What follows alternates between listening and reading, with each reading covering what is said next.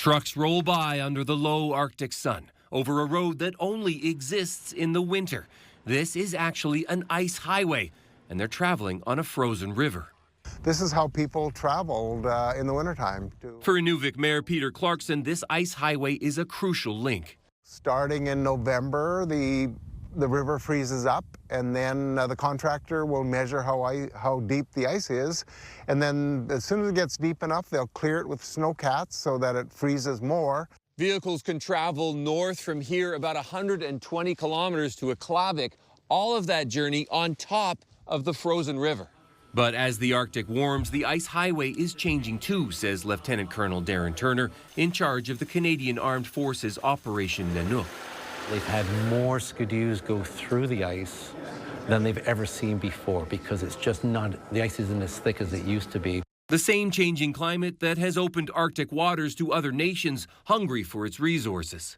Where we are the most insecure and underdefended is in our Arctic. Jessica Chastain of the think tank Arctic 360 says decades have been squandered instead of building infrastructure that could have both civilian and military use.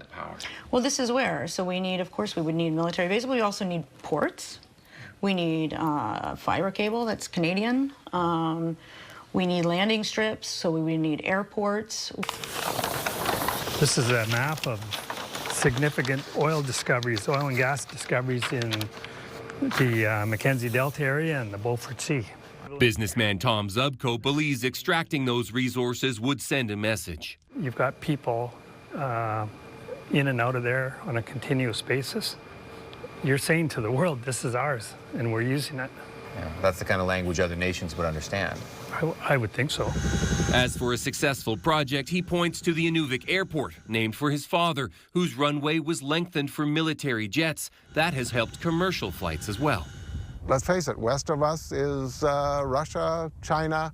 So if there is a threat, we're strategically in a good location. Clarkson, the mayor, says economic and military development go hand in hand. So you'd say Arctic security isn't just about the military? No, definitely not. If we're talking about sovereignty and security for the Arctic, then we need the infrastructure. One place to start, he says, would be a summer route, accessible for civilian and military vehicles alike when this highway starts to melt.